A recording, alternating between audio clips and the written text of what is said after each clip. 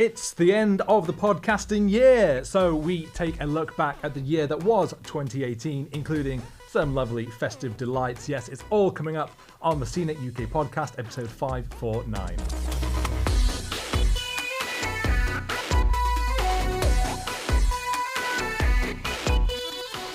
Hello and welcome to the show. Joining me is two guests on both sides. Yes, what a festive treat.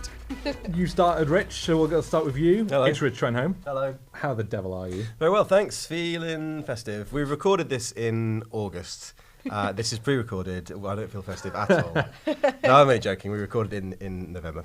It's early to mid-December. It is December. I'm only kidding. It's nearly Christmas. We're Nearly allowed Christmas. to be festive. Yeah. And we're also joined by Katie Collins. Hello. And how are you? Also feeling very festive. I even baked my first batch of Christmas cookies yesterday. With chai spices. So, yes. Which were great. You'll notice that I've put some tinsel on our table Very pretty. for festive reasons, but You've I think ruined we it can now. festive things up a little more. I did go shopping this morning. I have done some prep for this Okay. episode. Prep work. Presents. First of all, we've got a Presents. variety of Christmas headwear. This is exciting. What could Down, it be? well, we've got. Is it a book? It we've looks got like a book. Rudolph antlers with a broken antler for someone.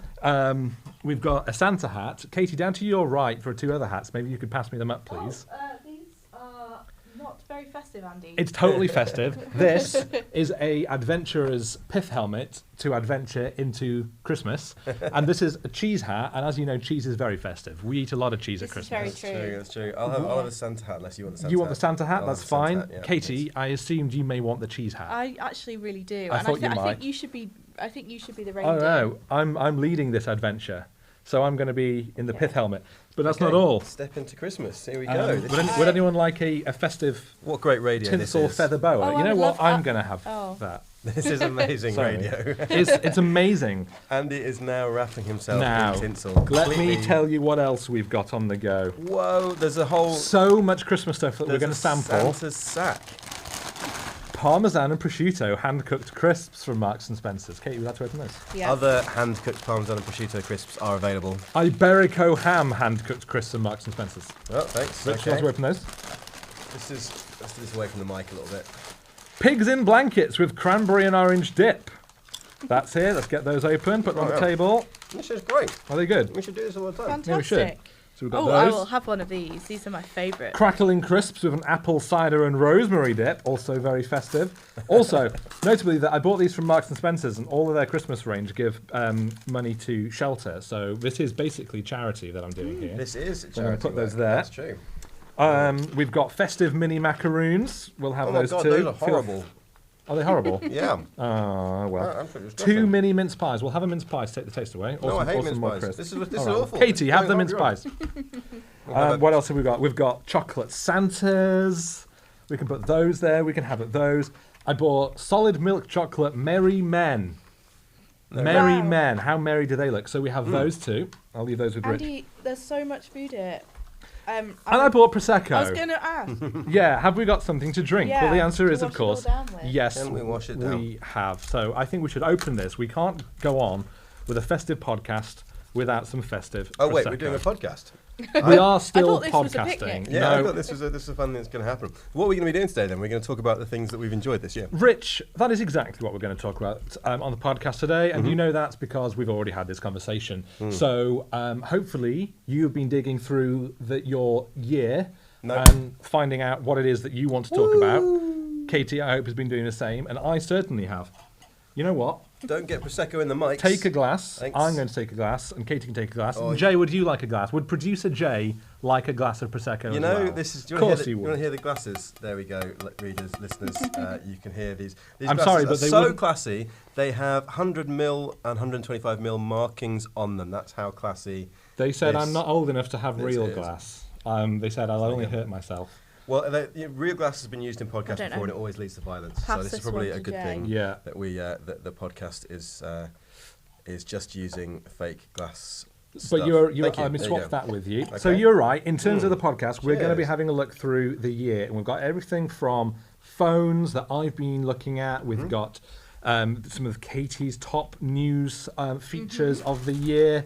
And this isn't news heavy, this isn't timely. So this week we're not doing For example, the big O2 data outage of last week, which was, as we all know, a pain in lots of people's behinds. Yeah, including mine. I got lost. Were you on O2? I was on a bus, and I was just going to Waterloo, where I go to on a regular basis. Yeah. And I managed to get lost. I had no idea how I was supposed to get there. I mean, I knew how to get there, but I didn't know the quickest way to get there. Interestingly, nor will the buses, because TfL's transport network runs on the back of O2's network. No, so the really? buses were all, could obviously run, but they couldn't give their live location. So in terms of saying, unlike the boards. That is absolutely terrible. So yeah, there you go. That is appalling. These things affect everyone. I am going to kick off my year in 2018 by talking about some phones, if you don't mind. Oh, fine. As we always know, the year is basically a battle between Apple and Samsung, and that has still been the case this year. Do you agree, Rich? Yeah, How are those? Which ones are you on? Parmesan and prosciutto? They're really nice. Very nice. I'm going to put them down because it's not great radio, is it? No, there's a lot of crackling It is going tasty. So, Apple, of course, earlier in autumn launched the XS range of phones. Because nothing succeeds like XS. Or the 10S, exactly. They didn't really push the boundaries like the 10 did last year. Okay. So there's a lot of talk about Apple sort of again losing some of the buzz. The sales weren't quite as exciting as they expected with the original with the 10 from before. But Samsung hasn't had a great year of it either. The S9. Samsung should have stepped in and capitalised. They should have swooped in. So the problem with with the S9 is that basically was the same phone as the S8 from the year before, and it was only like a couple of camera tweaks which really made any difference. And it wasn't an exciting phone, and the consumers have agreed. Like the sales simply haven't been very exciting for the S9, the S9 Plus. Samsung has admitted in its company calls, in its finance calls, that it simply hasn't done as well as it should have done, and that they need to do something a bit more. Right. Again, we don't have exact sales figures for this, and the same was with the Note, because they launched the Note 9. And the Note 8 did okay, but that was off the back of the Note 7's explosive launch. Disaster, yeah. So it's interesting that that both companies have kind of gone with a very safe bet Safe this pair of year. They hands. havenn try to push the boundaries. Steady the course. Please do correct me if I'm wrong here, but from what I understand, I'm sure I will. It's actually not Apple's most expensive phone that's been its big seller this year. That's right. It's the iPhone 10R, which was introduced as a kind of a sort of a cheaper version. It's like the iPhone 5C when they did the Yeah. plastic 5C. But unlike the 5C, it's not plastic. It's still a really expensive phone. And it's got pretty much all of the features that you could wish for, but without just some of those little extras that are really pushing the price up at the top end. So I think from what I understand, they've had to kind of ramp up production because the demand for that particular phone is being higher than they thought it would be. Absolutely. And I think the safe approach that both those companies have taken is what's meant that this year is when Huawei, Chinese brand Huawei, has stormed in. Come up on the outside. Yeah, and it's now the second biggest smartphone maker in the world. What? So it's really like there's been a big shift in kind of where people are really buying their devices. And that, I think, has been kind of the thing of 2018. While we've got what we always assume to be the most elite brands playing it safe, not really doing anything, not pushing the boundaries, but still charging a super high amount, you've got Huawei coming in and really building on what it's been doing with being a bit more affordable and pushing those technologies further. Because the Mate 20 Pro, which I reviewed, is a brilliant phone. Okay. It's really, really good, really high end. It's got cool tech like this in-screen fingerprint scanner, which was at the time was the first phone that we saw this on. It's got this really amazing camera. It looks great, and it's a good couple of £100 cheaper than its Apple equivalent. So people are looking at these phones thinking, well, Huawei is offering a more exciting phone for a better price, and they're going towards Huawei. It's the same reason why OnePlus has been going from strength to strength over the last couple of years. And in fact, to the extent where they are pushing out, so they have announced actually last week that they are going to be next year launching the first 5G smartphone in the UK in partnership with EE. So when 5G launches here in the UK, it will be OnePlus, wants affordable cheap but decent. Also kind of niche with a kind of cult following, not really that well known. Yeah, very much like a cult brand, is now going to be the launch brand for 5G in the UK, which things have really, really changed in the industry. We would not have been having this conversation at the end of 2017. Yeah, I mean, I do remember, like, for years now, we were talking about upstart brands. I mean, it's probably been about 10 years when we were talking about OnePlus and Huawei and, Wiley Fox and a bunch of other people who've fallen by the wayside. But it is good to see, like, the market diversifying a bit, so it's not just this Apple-Samsung monopoly. Well, also the one thing that I've discovered as well in my talking to analysts about the arrival of 5G in Europe is there's always a kind of, whenever there's a new generation of mobile technology, there is a reshuffle at the top. So the top brands from the generation before usually kind of fall from grace a little bit. There's a bit of everyone has to kind of fight to re-establish their footing a little bit. And we saw that when we went from 3G to 4G, in particular in the case of HTC, which now is the kind of during the 3G era kind of rose to be maybe number 3, I think. Yeah. The smartphone makers, and now it's really and we expect, this is why companies like OnePlus and some of the other Chinese companies that like Xiaomi, Oppo. So they are seeking to establish dominance in 5G early, so that because they know that they've got everything to play for at this point in time when there's going to be a reshuffle, and if they can, like, now is the time for them to really get a foothold. Yeah, it's an absolutely. inflection point. So it's interesting. That is a thoughtful and insightful point that was slightly ruined by the big G's on your head. Yeah, if you I find it really difficult to look at you while you're saying, like, interesting analysis. If you are listening to the audio-only version, Katie is wearing a giant wedge of Swiss cheese on her head. A word picture. Genuinely, yeah. So that's interesting. But I have a question. Go on. Can I have a macaroon, please? A macaroon, yeah. I'll pass that over. How was that macaroon, Katie? Thank you. I mean, I'm used to French-made macaroni. Oh, la-di-da.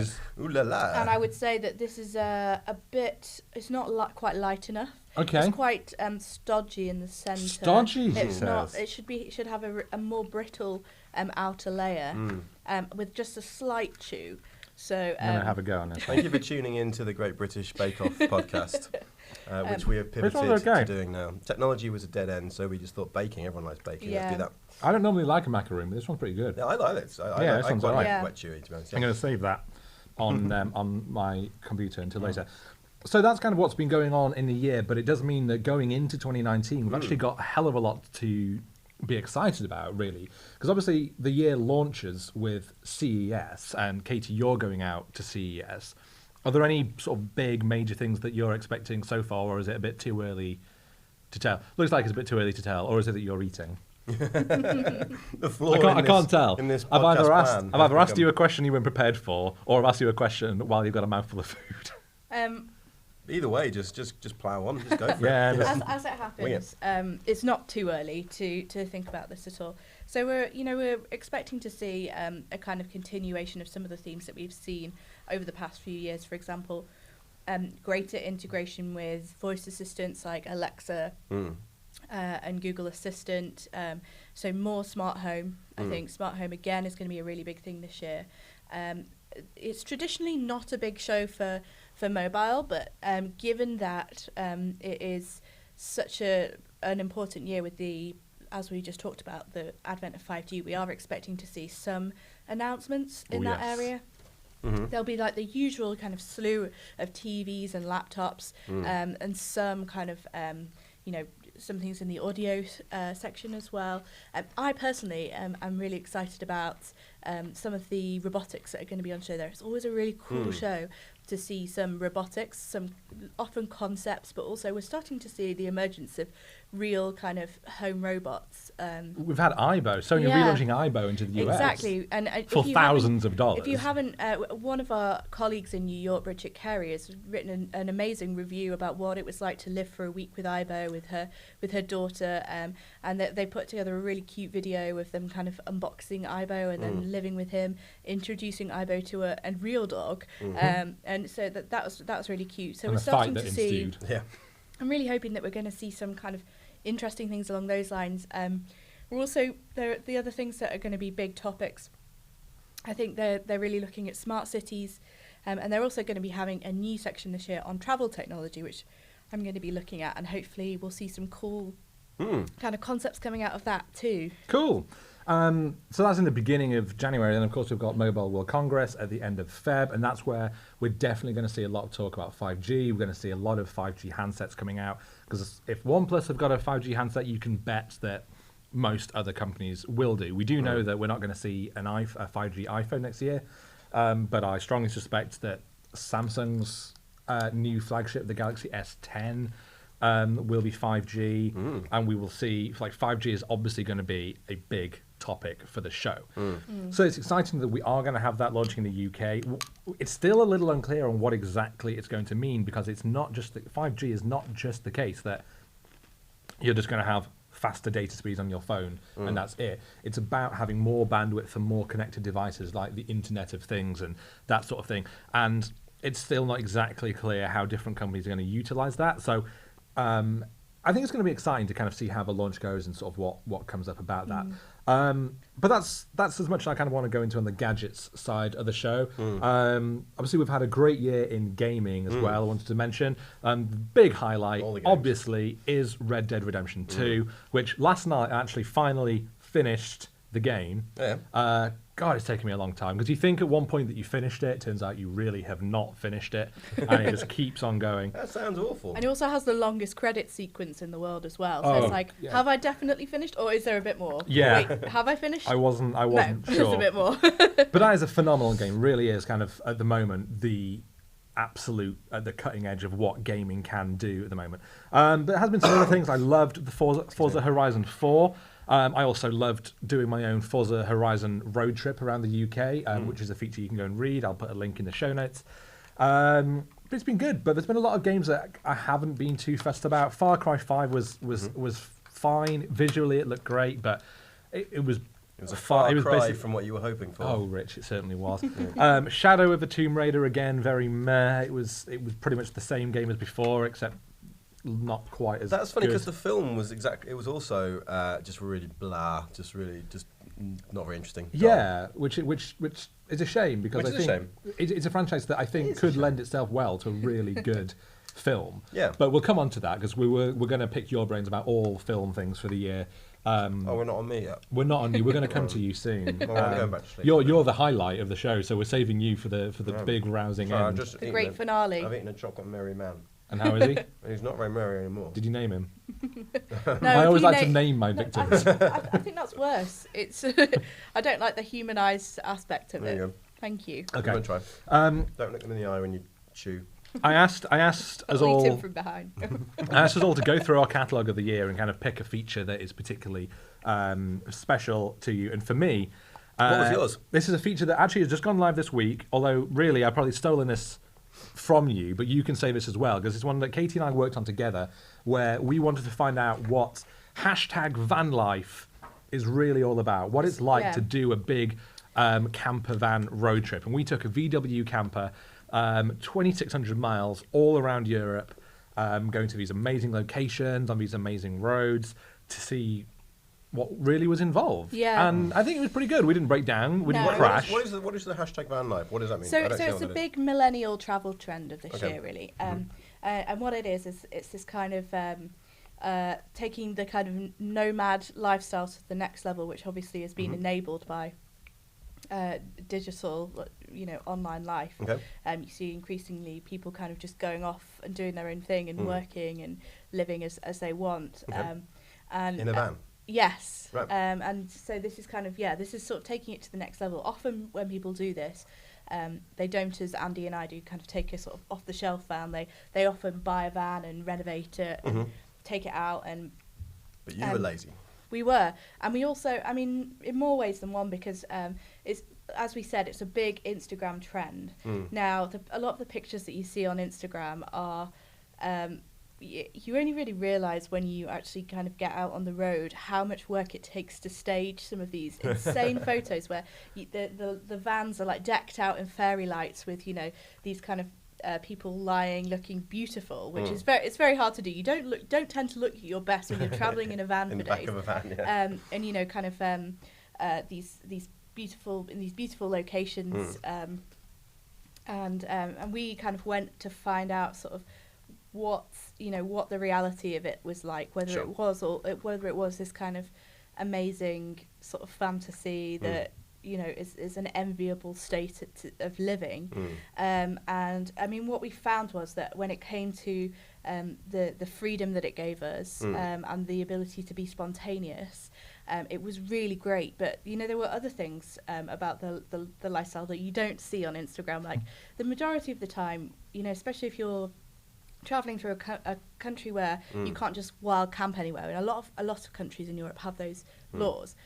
You end up parked up, in a kind of massive caravan park with people that are sort of 30 years older than you, 40 years older than you, lots of families, surrounded by pensioners, and God. it's just who have rocked up there and sort of made their home there for the summer, and it's quite noisy, and it's very it's not necessarily that picturesque. Right. A lot of people do just illegally wild camp anyway, because it's we were told that it's the case in Slovenia, certainly, I believe, that the fines that you're likely to get from wild camping would actually be less than you'd pay to camp for a night in a camping place. Okay. Anyway, so a lot of people will do that, but the problem is that when we're there writing for CBS, we can't really justify doing that. We need to be, we have to be careful, and we can't possibly say to encourage any of our listeners to do that, but some people do, and that's where they get some of their photos.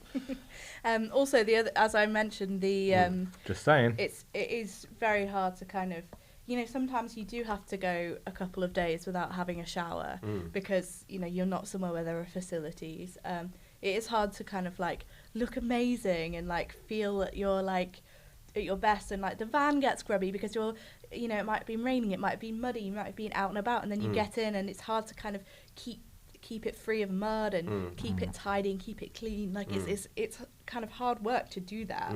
So some of the way that it's portrayed is really very unrealistic, and you have to be the kind of person that's willing to put up with a certain amount of discomfort, I think. And van life exposed.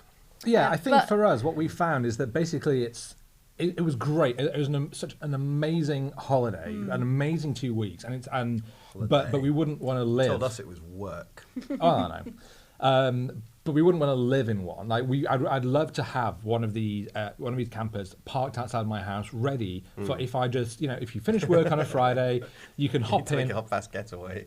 Well, yeah. Well, it's like if you finish work on a Friday, you get home and you can just drive straight up to like, into the heart of Wales and the mountains and stuff. Where are you looking at the map at the moment? Guildford, Woking, Stafford. Stafford right now. Just want to get away to Woking. Want to get away to Stafford? Yes, I'll have more, please. Thank you. But it's not something that the idea of like buying this and living and that becomes your life. You perpetually travel.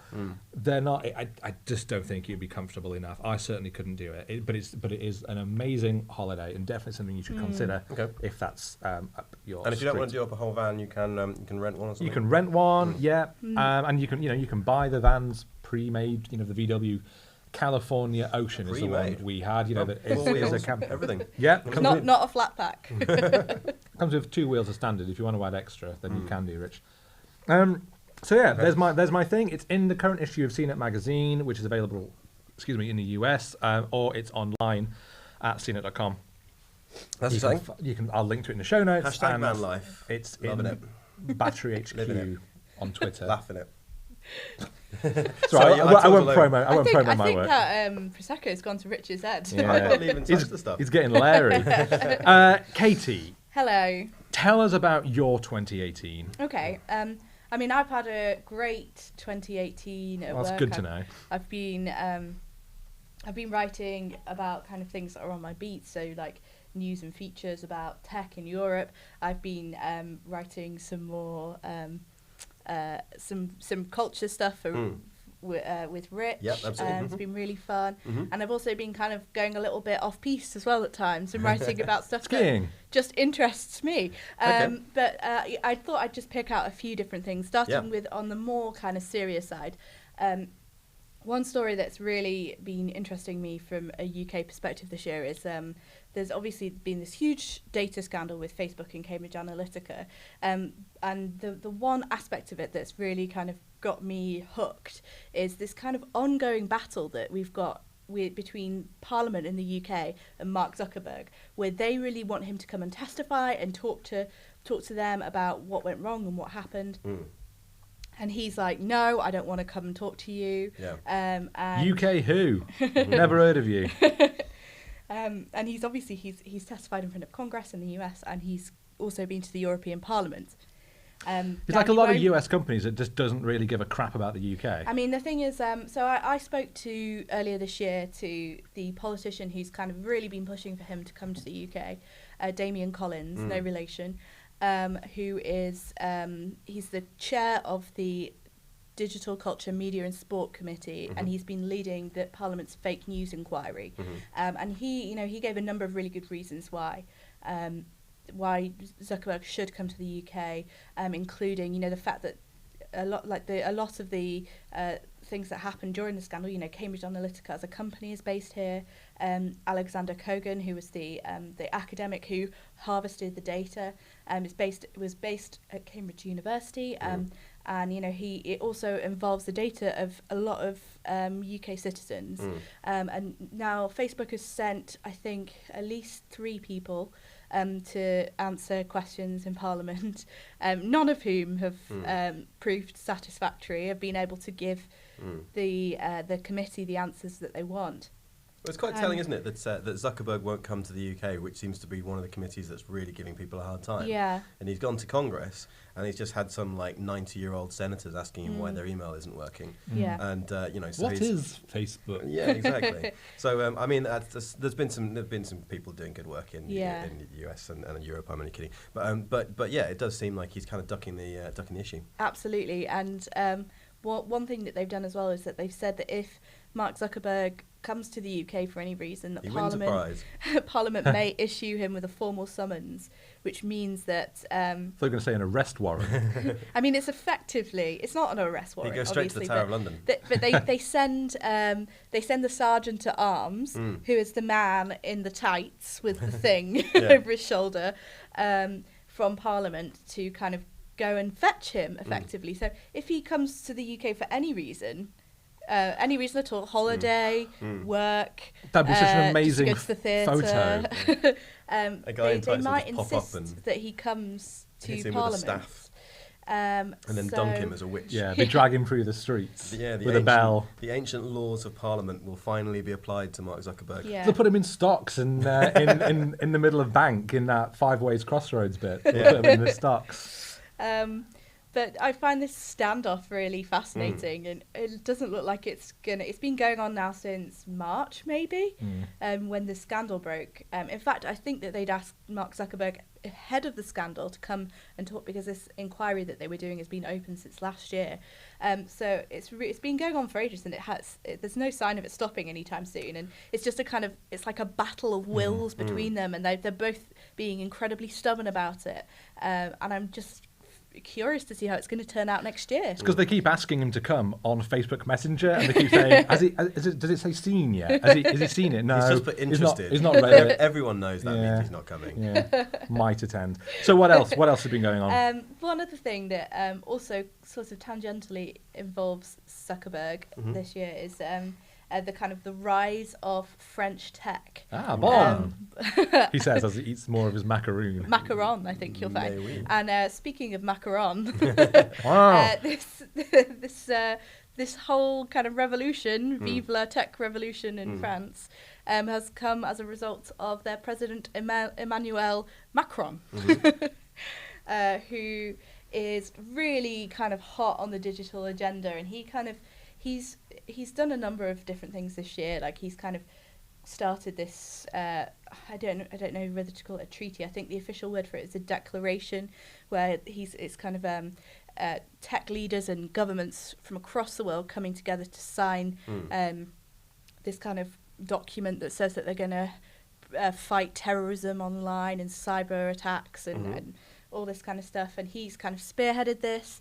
It was kind of something that he did around the Paris Peace Forum. He also held a big Tech4good Summit in Paris in May, and he's been the first person who's managed to do this, where he's got tech CEOs from like IBM, Microsoft, Facebook, Uber, like all Cisco, all of these massive tech companies in one place to talk about the problems of the internet. And for some reason, he has been so hot on this issue and he's shown kind of real leadership that he's actually managed to persuade them all to like leave America, leave Silicon Valley, and come and have this conversation with him, which is quite impressive. And I went to because they've got the best wine. Yeah, he offered them a cheese plate. Yeah. And come on over, we've got unpasteurized cheese.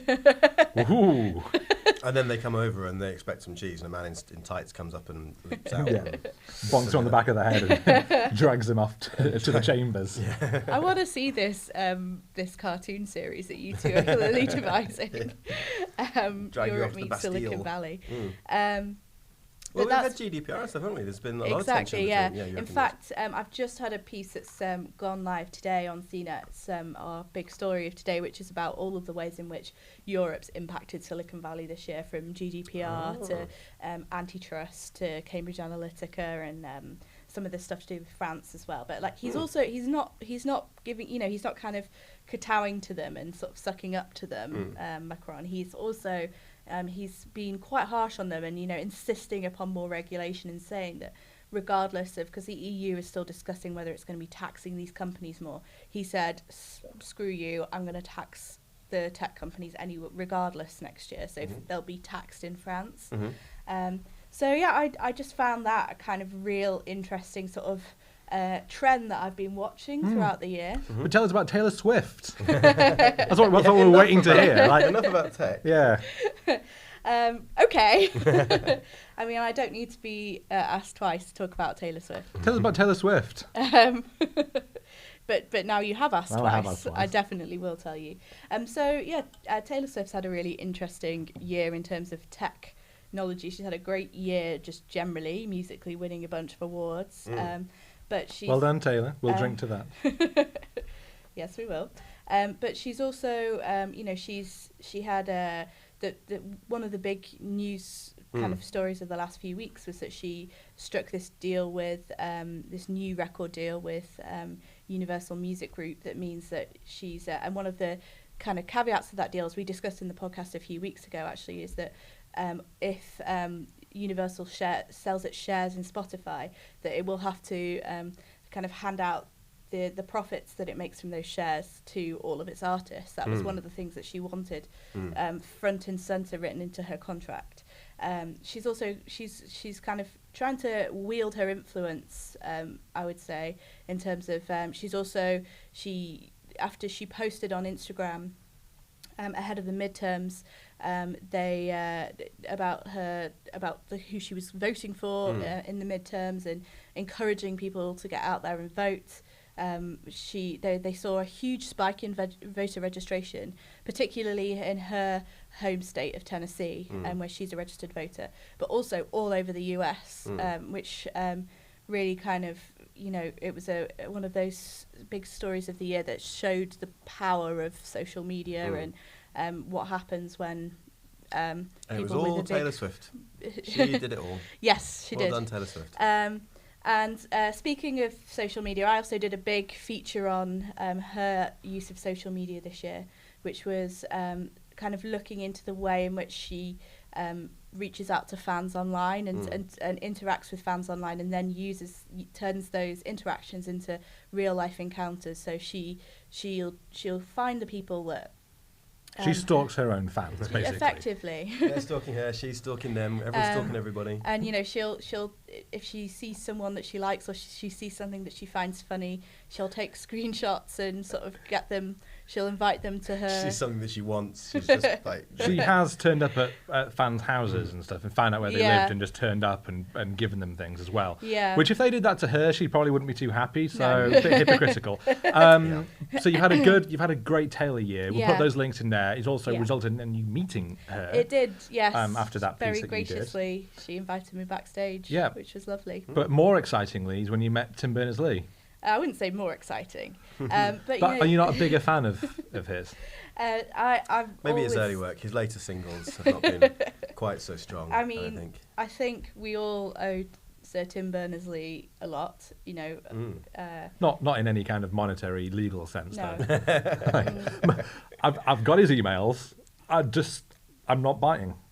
I mean, without him, we couldn't be sitting here wearing these hats, having this conversation right now. Yeah, we've all got a lot to thank Berners-Lee for, haven't we? We have. So yes, I interviewed Sir Tim Berners-Lee at Web Summit in November.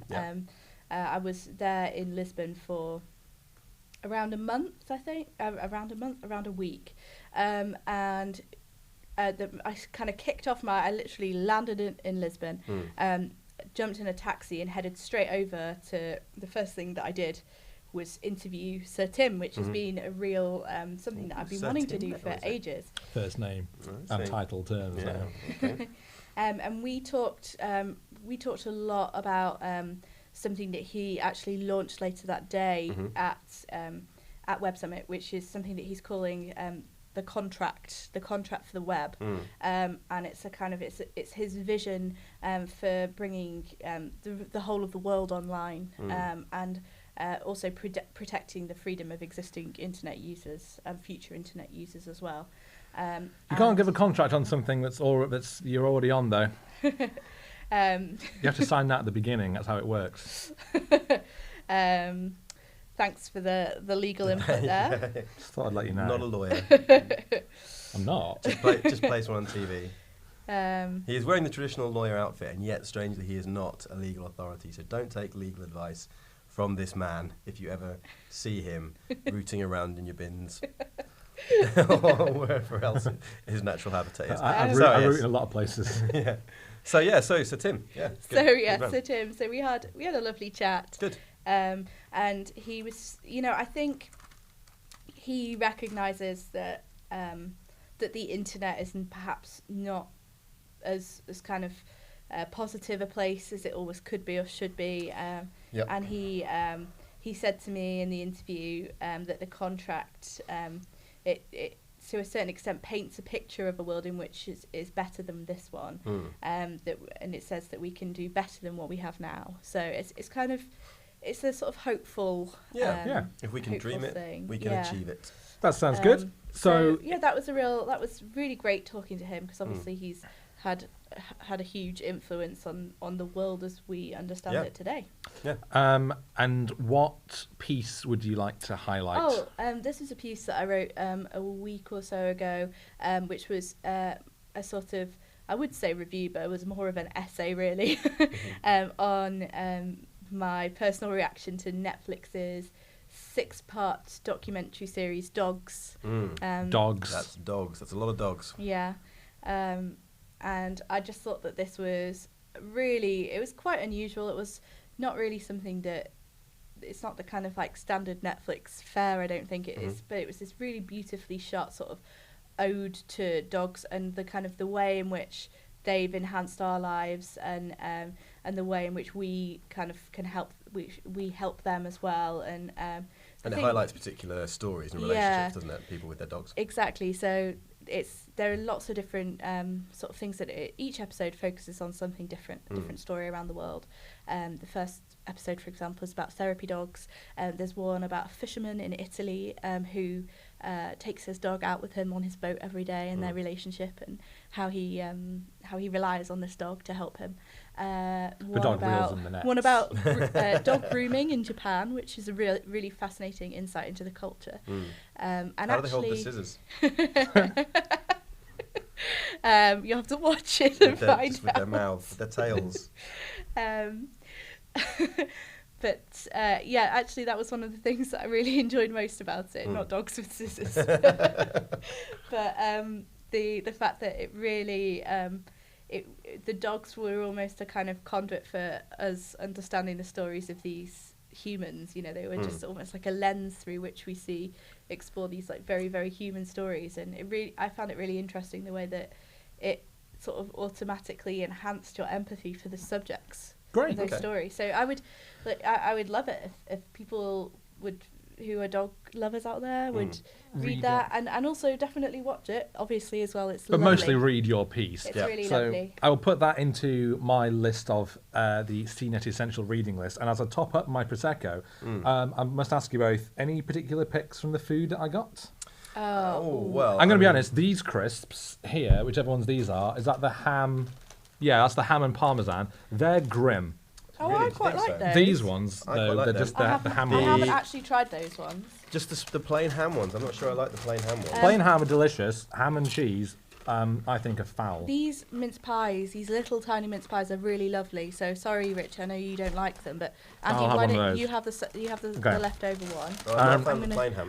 I'm going to try these. The chocolate men were nice. Jay, would you like a chocolate man? He doesn't want a chocolate man, he's saying. Maybe he'll have one later. Maybe. I don't know either of those. Also, if you'd like some more Prosecco, then you're welcome to come and help yourself.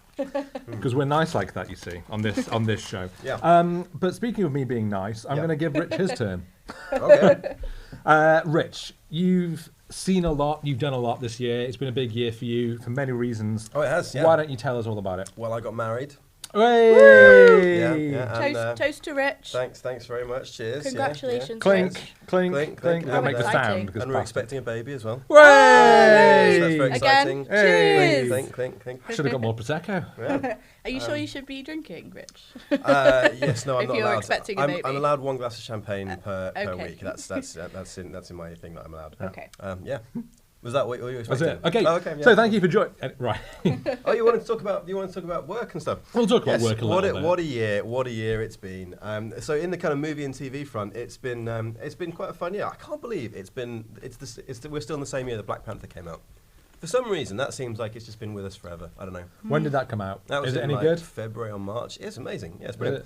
We had quite a few kind of like on the blockbuster front. There were quite a few like big dumb movies that got really terrible reviews, but were a lot of fun and people went to see in their drives. Bohemian Rhapsody, Venom, The Meg. Yeah, I was going to say Venom was one that for me. I haven't seen it, but I remember you saying like that is the classic.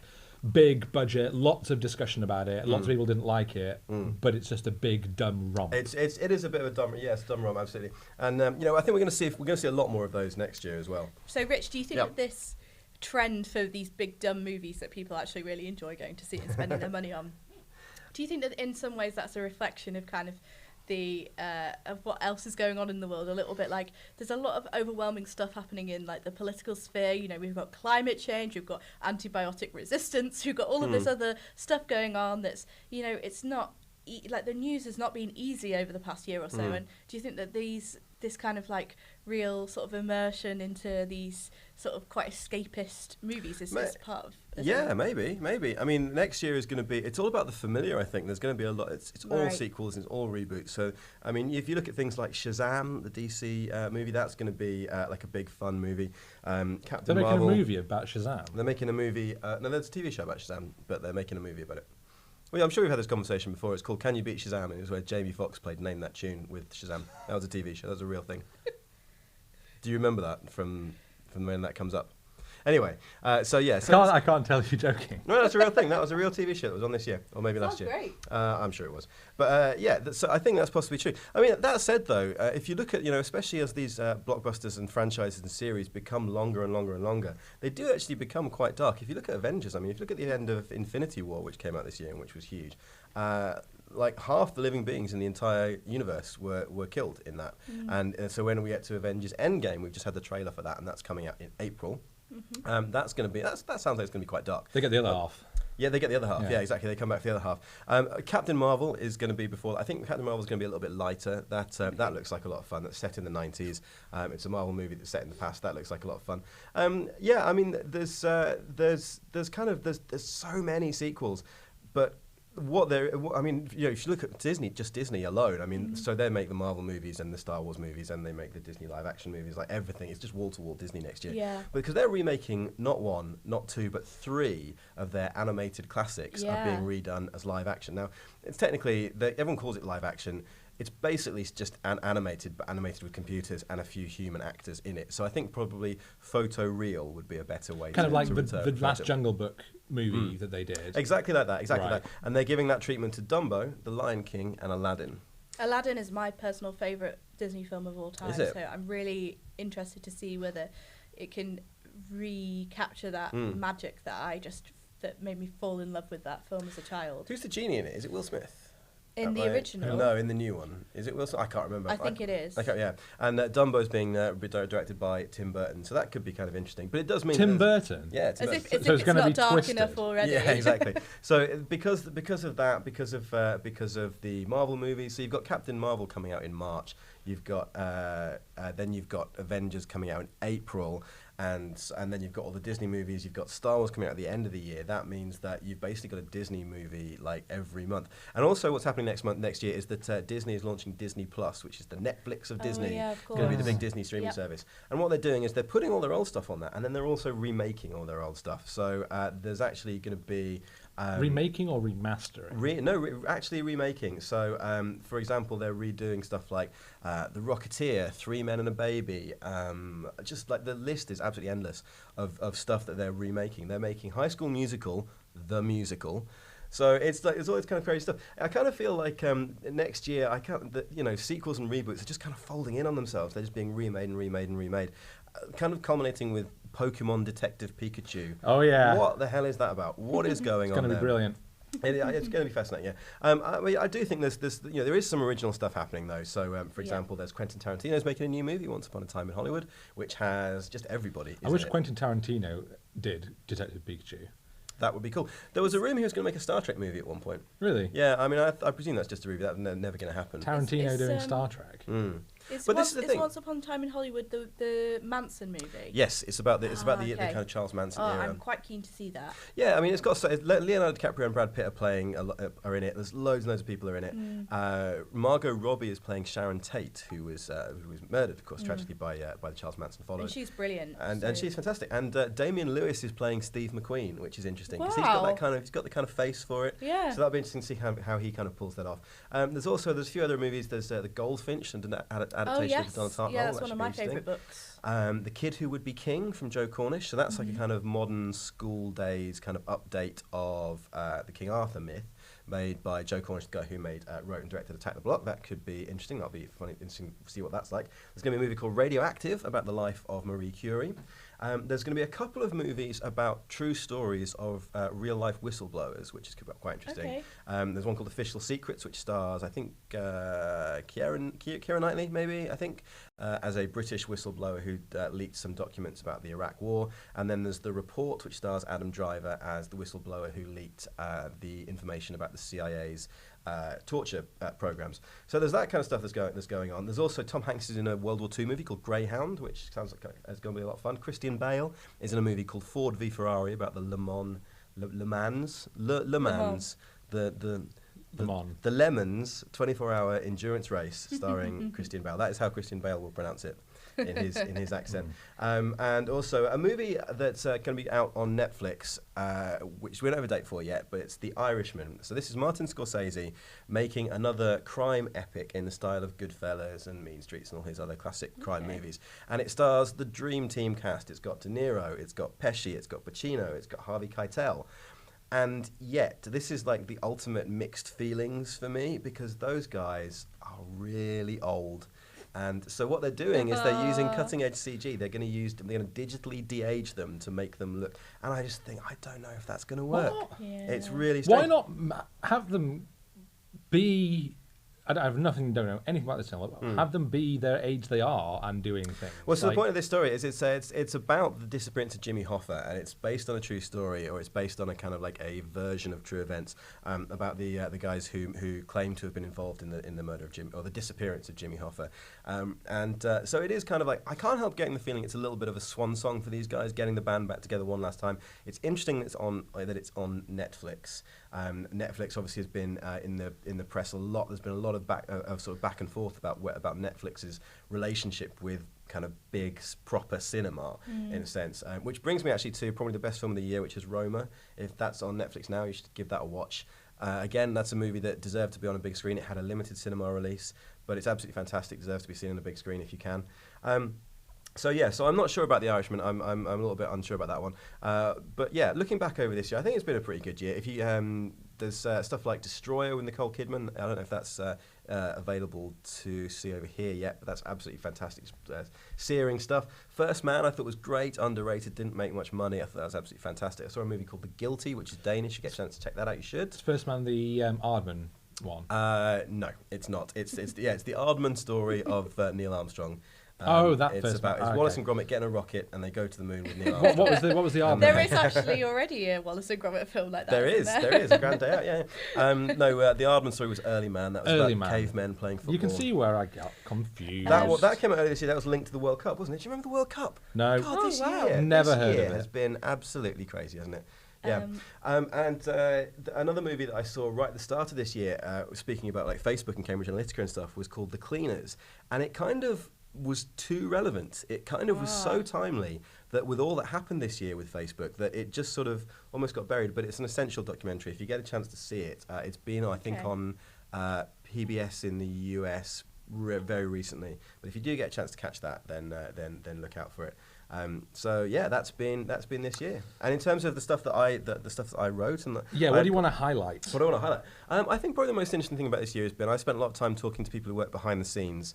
And so, for example, I talked to the guy who did the makeup for First Man, which was really interesting because you look at a movie like that and it feels quite natural and it doesn't look like anyone's really wearing much makeup. But because it's an animation. Because it's an animation, yes. Everyone's made out of clay. Yeah.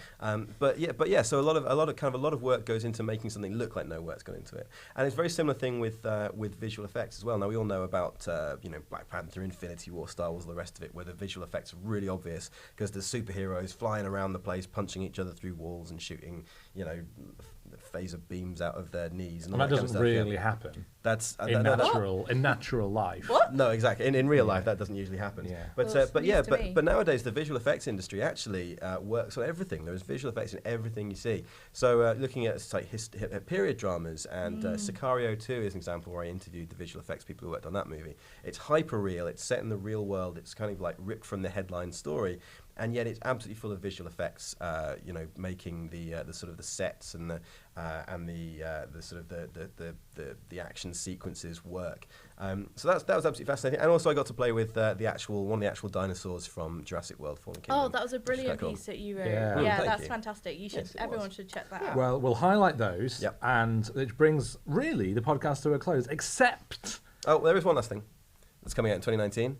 Men in Black International. Oh, new Men in Black. The big one. Yeah. Men in Black, finally. New Men in Black. Maybe Andy could write a movie review for CNET. Maybe I could. Yeah. It would be looking forward to that. Actually. And the last Star Wars movie as well, bringing the current trilogy to an end, which will be fascinating. That's next year. Yeah. Actually, speaking of this year is ending strong. Bumblebee, Into the Spider-Verse, Aquaman, all great. Into the Spider-Verse is the animated Spider-Man one, isn't fantastic. It looks really good. It's one of my movies of the year. Wow. And it's in cinemas now-ish. Probably now. I don't know your life. I only know about that because the trailer came on a Sony Xperia review handset. It was one of their, it came on there to show off how nice the screen looks and stuff. And I was like, oh, this looks pretty cool. And so I saw the trailer on this phone. That's a great story. It's a great story. Before I bring the show to an end, Game of Thrones is ending next year as well. I think I might actually finally watch Game of Thrones. It means I've got to watch the entire thing before March. Well, you could always... Have you not watched any of it? You could watch it over Christmas. This guy. Take it on the plane with Christmas. you. That's true. Maybe I could do that. Yeah, you're right. Yeah. You need a long flight to watch all of Game of Thrones. Yeah. Right, before we end, I do have a quiz. Oh, I didn't put it in the in the script because I did want to surprise you. CNET Yeah, this Drink is some very champers. retro. Ugh. I'm gonna It's not pick really up. champers, it's prosecco. Drink some quiz prosecco. I'm pinking Alright. up my surface so that you can't see because I've written down some Okay. things. Okay. We'll lick it There's up. only a few questions. We've got a quiz. We're quiz ready. I'll have a little top up too if you don't mind ever so much. The crisps are escaping. Are we ready to begin? Yes. Yes. Quiz us. The Galaxy Note 9 was launched this year with a whopping 6.4-inch display, Rich. Mm-hmm. But what was the size of the first Galaxy Note phone? Oh, I mean, it wasn't actually a phone, so trick question. It was a phone. It wasn't. It was a phablet. No, it was a phone. I point to Gryffindor. I don't know why I'm automatically any Gryffindor. real guesses? Have you been sorted by the sorting hat on Pottermore? If not, you can't claim to be a Gryffindor. No, that's true. I have in Gryffindor. Is this a question for me? For us both, Both of you. whoever wants to buzz in first. Oh, I thought it was for Rich. Bzz. I haven't No. got a buzzer. Make a noise, make a buzz noise. Pretend you're an angry hornet. Angry hornet, yes. Buzz. Okay. That's the answer. I'm going to go with... Current one is 6.4. Okay, I'm going to go with... Buzz 5.8. We've got a 5.8 from Rich. 4.5. So do we have to work out who's in the middle? It's 5.3, which I think is exactly in the middle. No, Rich is closer. Which is Yeah. closer. Yeah. Rich gets the point. Yeah. There you go. And yeah. Okay. This yeah. year saw the launch of the film Bohemian Rhapsody, which we've talked about, starring Rami Malek as Freddie Mercury. Yeah, that's correct. I win. But tell me, how many Earth days make up one Mercury year? Relevant questions. 752. Make up one Mercury year. Pick a number. Any number. I'm going to go with... 34, 36. Gonna hurry for an answer. okay, I'm going to go with 200. 88. It's the planet closest to the sun. It's going to have a much shorter. But for a bonus point, if one Mercury year is 88 days, how many Earth days make up one Mercury day? Sunrise to sunset. I've just noticed there's chocolate Santas. These were hidden by your surface the entire Yeah, time. you can help yourself to chocolate Santa. Yeah. Oh, amazing. I You're will. also going to answer the question? Hang on. I'm struggling. 88 days. 88 days in a year. Yeah. Yeah. So how many Earth days? How many Earth days in one Mercury day? Sunrise to sunset. 3? 4. 3 days in one Mercury day. Yeah. It's actually 176 Earth days elapse I said 4, so I was higher. between so I'm right. one sunrise I and the get the next point. sunrise on Mercury because of the way that it orbits. I was doing the wrong maths. You were doing the wrong maths. I know, and that's why I knew it would trick you both. Earlier this year, we saw the launch of the iPhone XS, but Yep. can you tell me 3 uses for XS human hair? A cello bow. Wigs. No. Rigs, 1. Weave. Is that the same thing? Yeah, Same thing. the same thing. Stuffing your pillowcases. Stuffing your shoes so that they don't squeak. Wouldn't the soles squeak, though? Putting down on spilt champagne to Close. soak it up. Oil spills is one legitimate use for human hair. No. Human hair is used, excess human hair is shipped and used to mop up oil spills. Wow. Okay, Richard's got 1. He's got 2, really. Do you want to try and get 1 more? Okay, I'm going to go with like something to do with medical waste. No, you could have had like these are legit uses. You could have gone with growing food because it is often used to create like a webbing to help protect crops. Cleaning oil spills, making wigs, making clothes, and nesting material for birds. What was the starting storage option for the first iPhone? Beep, 2 gigabytes. Rich, any advance? Oh, less than that, I reckon. Oh, 512 megabytes. You think? I think it was probably that. Yeah. You think 512 I got the megabytes? right answer. Yeah. 4 gigabytes. Really? Yes. That's more than I thought. The very first one. 4 gigabytes for the first was one. Was that the What's happened most here? expensive one, or was that the least? That was the expensive one? entry. Just That was the one that was on Yes, exclusive to IT. according to what I googled earlier. I am using a Microsoft Surface, but can you tell me what Why? is the slipperiest surface in the world? A slip and slide. The slipperiest surface in the world. I reckon probably, is it graphene? It's always graphene. The answer to these You're questions not are far off. Oil. It's a material called BAM!